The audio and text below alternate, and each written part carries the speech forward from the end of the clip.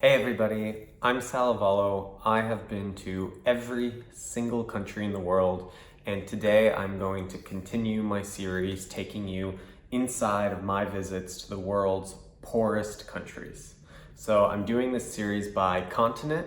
So I've already done the poorest countries in Europe. Today I'm going to do the poorest countries in Africa.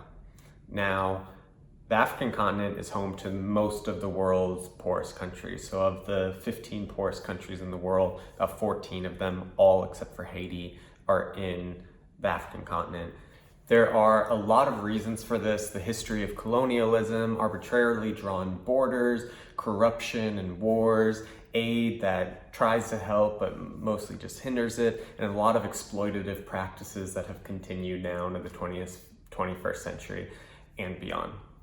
So a lot of the poorest countries in the world happen to be in Africa. The question of how poor are they? So the way that I always look at it is the GDP PPP per capita. So what that means is the gross domestic product, the purchasing price parity, and then per capita per person. So what that essentially looks at is what is the overall production in a country divided by the number of people, and then it looks at what can they purchase with that, what's the differences in the pricing, and that's based on a basket of goods that are commonly purchased, like housing and bread and healthcare and such. The three poorest countries that we're going to talk about today are Central African Republic, Burundi, and the Democratic Republic of the Congo.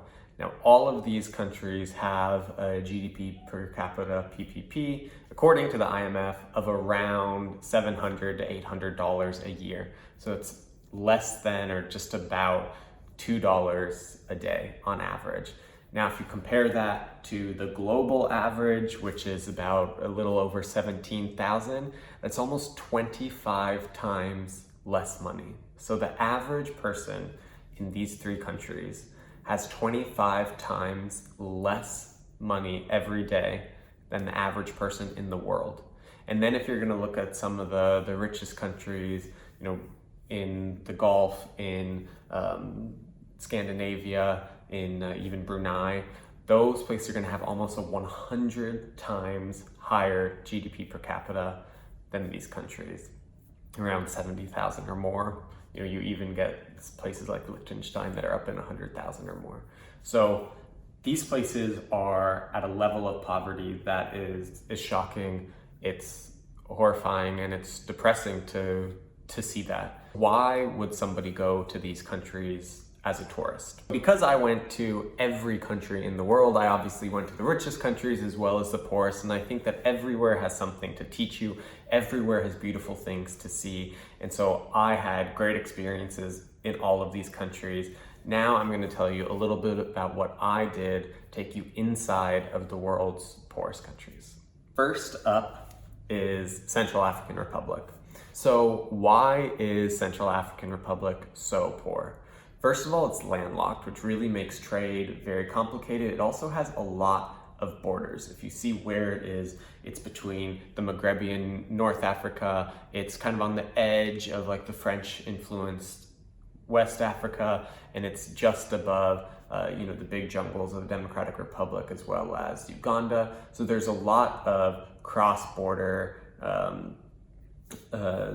complications that arise with that. A lot of the kind of militant groups and the problems in any of those many bordering countries that happen spill over into Central African Republic. That's the second reason. It's war-torn there, especially the past 5 or so years. There has been a horrific war going on in the Central African Republic. It has really destabilized the entire region, and it's kind of been ignored by the world, which is horrifying. And that's kind of the third reason, which is that Central African Republic as a country is a very kind of like random place. It isn't one tribe, it isn't one type of people, it isn't one ethnicity, it wasn't always politically one unit, and so it exists as like the fighting ground of a lot of different warlords that are trying to control it in different ways, and there's very little unity that ties it together. All of this has led to the main part of the economy to still be subsistence agriculture, so people farming to feed themselves. So in terms of my visit to Central African Republic, so because the Central African Republic has been so dangerous in the past few years, especially when I went in early 2017, that's when Al-Qaeda in the Islamic Maghreb was very active in a lot of the neighboring countries. That's when the civil war had really started to take off. Now it's a little bit safer. You can go a few more places. When I went, it was kind of a scary situation. It's one of the few countries that I actually didn't sleep in. So what I did is I arrived in the morning and then I left about 12 hours later in the evening. Now you would think though, and normally when I travel in countries like this, I make a big plan. I like to only travel to dangerous places if I have a friend who's from that country, if I'm going to be hosted by a local who knows what's going on. In Central African Republic, I had none of that. I actually don't know any Central African Republicans. I never went to boarding school or worked with anybody from there. So I was completely alone, which is a little bit rare for me. So I literally landed in Bangui, the capital of Central African Republic, and I walked out of the airport to a group of taxis, and I just said, hey, would anybody drive me around for the entire day? And I negotiated a price, and my understanding was that if I stayed within the capital, within Bangui, because there's a lot of UN peacekeepers and such, that it was going to be mostly safe. So I guess I didn't think much about it when it happened, but I took that risk. It was a really interesting place to be. I can't compare it much to any other part of the world because it really is its own area. Like, it has some aspects that are similar to Congo, similar to East Africa, similar to other Central African countries, but it really is unique. It's a large part of the population is Christian, so I went and I saw this beautiful cathedral that is there. The capital of Bangui is right across a river with the DRC, so there's a couple beautiful hotels that are right on the edge of the river, so I spent some time there. I went to a market where we got freshly grilled fish, and we drove around to kind of all of the key monuments in different parts of the city of Bangui. I think for me, what's always amazing when I visit countries like this that are war-torn, that have really, really high levels of poverty, is always being amazed at how there's still daily life. You think of these places as, oh, everything must be stopping, people must not be doing anything. I was afraid to be there even for a few hours, but people are there for their entire life, for every single hour of the day, every single minute. But you get there and you realize that life goes on. People have to continue to go to the market, they have to go to work, they have to farm, they have to try and find, jobs. They also have to have the joys of life. They still get married, they still fall in love, they still have babies, they still dance and laugh and smile. So you see all of that while you're there. There was no point in my visit to Central African Republic in that one day where I felt at all really in danger. There was one moment where I was trying to get nicer photos of the river. So I asked the cab driver to pull kind of into what was a construction area, but had a nice view. And as we got there and I took out the camera, we were kind of surrounded by lots of guys asking what I was doing and what was up, and they weren't aggressive about it, but the car was completely surrounded, and I felt at that moment really vulnerable because anything could have happened, but I think the cab driver calmed them down, backed out, and we got on the way. But other than that, people were very nice. People were curious to see me walking around. It was pretty easy. Another interesting part about Central African Republic is that for Americans, we don't even need a visa. So for a lot of other people, it's very hard to get a visa because there's no real reason to go. But for Americans, it's easy. Visa on arrival. There's an exit tax that you have to pay when you leave, but it's maybe $20 or something. I don't remember. But so that was kind of my day in Central African Republic. Of course, I hate going anywhere for such a short amount of time. I would love to go back. It is quite a big country. There's a lot of different natural landscapes, as well as a lot of different like ethnicities and different types of people that live in Central African Republic. There's a few national parks that people like to go to. So I would love to go back. Now it's safer, I bet, or God willing, and a few more years will be even better. So I know that I'll return. I hate that I was only there for a day. I hate that I didn't spend the night. I also hate that when I was there, I didn't like meet up with any local people from around of course there's a taxi driver. My French is not that great, so we could speak a little bit, but not enough. So God willing, I will get to go back again. Next, I will talk about the second poorest country in Africa, the second poorest country in the world, which is Burundi. Another country that's been war-torn, has had a really, really volatile political situation for the past decades, to be honest. A lot of the conflict that happened in Rwanda in 1994 and up to 1994 was also present in Burundi. It kind of never really kind of boiled over like it did. And obviously all of the conflict around the Great Lakes region following the 1994 genocide also really affected and destabilized the entire region, including Burundi.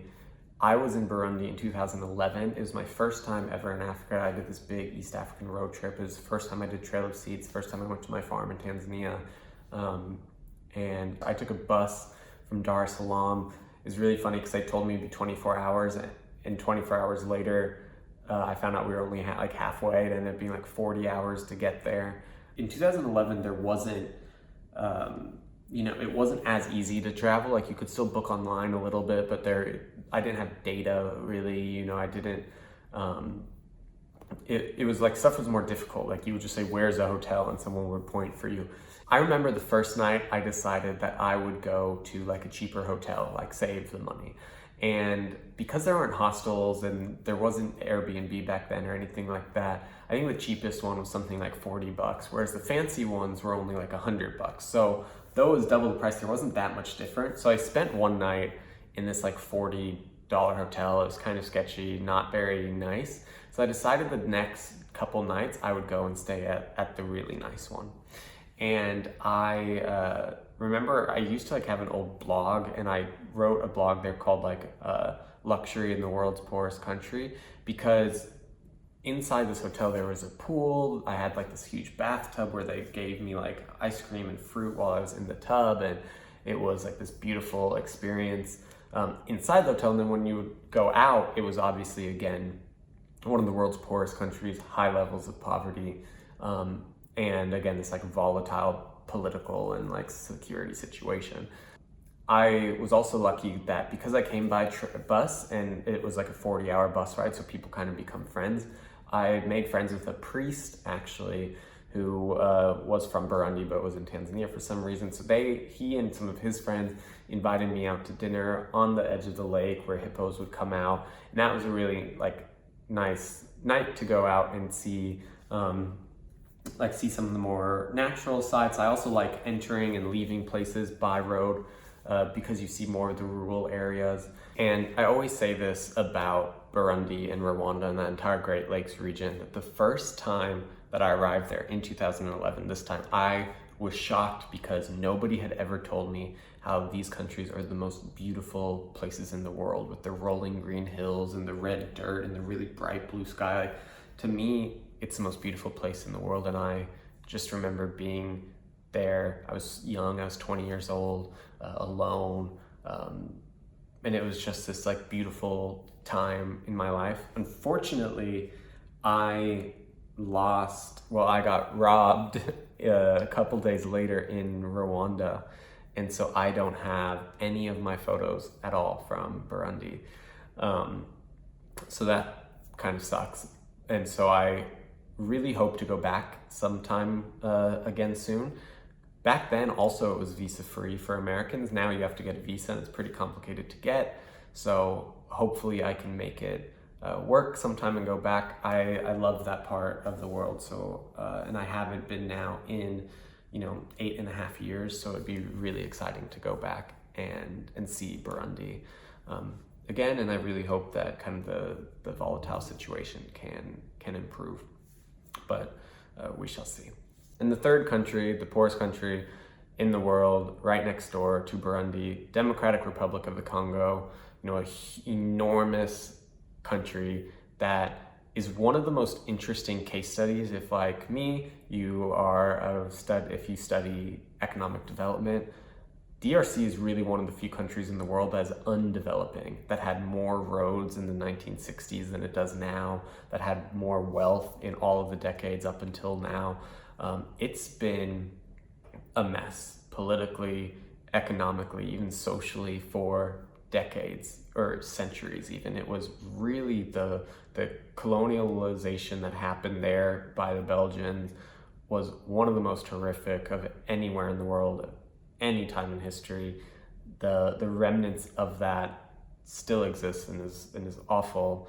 It's one of the few countries you can't even cross. There aren't, it's enormous and it's mostly incredibly dense jungle. So there isn't infrastructure to get you around. It's mostly you have to fly everywhere. It has more natural resource wealth than almost anywhere else in the world, but this has been entirely exploited. A lot of money is in the hands of very few people.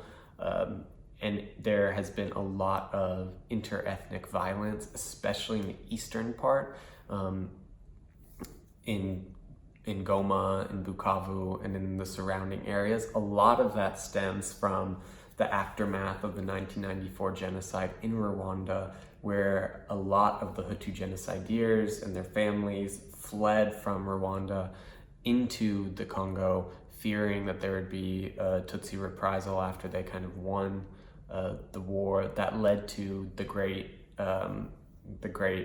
Lakes Wars in the early 90s. All of these countries that I'm talking about actually stem a lot of the problems stem from these wars, which really are World War III, that people don't talk about enough at all.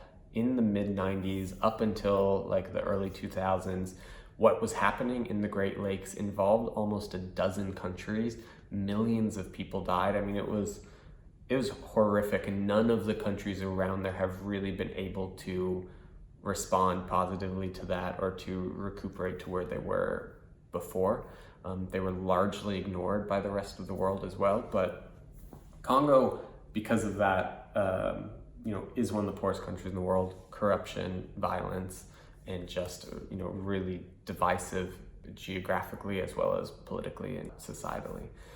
So the funny part about Congo is, like I was saying when I was discussing Central African Republic, where I could see across the river into Congo, that also happened when I was in Republic of the Congo, in Brazzaville. You can also look over into Kinshasa. So I've looked into DRC 2 other times. The only one time that I went in the eastern part.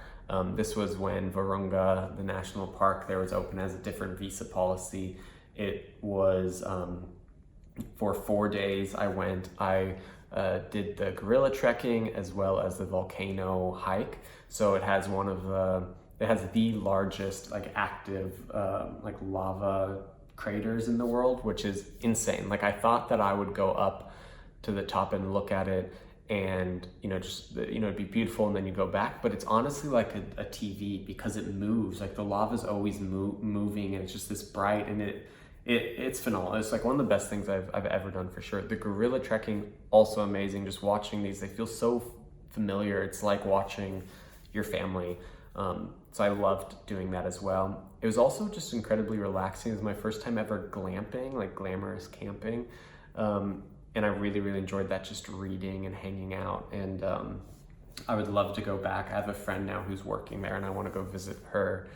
And another reason why I loved my visit to the DRC is because, especially in the eastern part, they speak a really clean version of Swahili. And because I speak Swahili, I was able to talk to all of the guides, all of the workers, everybody that I interacted with while I was there. So I feel like I got a lot more insight. I was able to ask a lot of questions and get really interesting answers and understand the place a little bit more. I guess the other funny thing is when I was in DRC climbing up the volcano, you can wear your own pack if you want, or you can hire someone to carry it. And I was like, I'm young, I'm strong, I can carry it, it's fine. And then I got suddenly really sick. I was sick I was really sick the night before, and I thought, oh my God, I'm not gonna be able to go on this hike. But in the morning I felt fine. first couple of hours I was fine, and then I got incredibly ill. And they had to make a guy who was already carrying a pack carry mine as well. And but everybody was super nice, and everyone like, you know, helped me and gave me all this motivation and gave me different like snacks that they had or medicine or whatever. And I made it to the top, and I'm so happy that I did because it's really beautiful. I would love to go back to DRC, especially to see Kinshasa, to see the other parts of the country. Also just to study it more. It's a really fascinating case study for development. And I also really want to go back to the east, to Goma. I just think it's beautiful, like I was saying. I also want to quickly highlight like another mention, which is Somalia. There's not a lot of data on Somalia, so it's usually not included in the list of countries by GDP, PPP per capita. People don't really know, but it probably is one of the poorest. I went in the north in Somaliland, in Hargeisa and Berbera. I entered by land from Djibouti, which was the most uncomfortable trip I've ever taken. It was not, there weren't roads, it was just dirt. There was like 20 people packed in this back of this thing. Horrific, but once I got there, we had a really nice visit. We went and saw Las Gil, some of the oldest cave paintings in the world. The beaches in Berbera were gorgeous and completely abandoned. I would also love to return to Somalia and go see Mogadishu, go see Babassos, go see some of the other areas in the south. So God willing, I can make that happen. So as you can tell, I had really good experiences, but somewhat limited experiences in these 4 countries.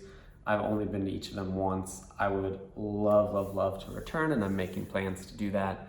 But like I said, just because a country is the poorest doesn't mean it's like negative in any way, but it doesn't mean you have to travel like keeping aware of those aspects. So I hope that you guys enjoyed this. Watch the other videos about my time in the other poorest countries and the other continents. I hope you will like and comment and subscribe and everything, and ask me any questions about visiting these countries, or tell me your own stories of being there as well. And I hope that everybody will travel safe.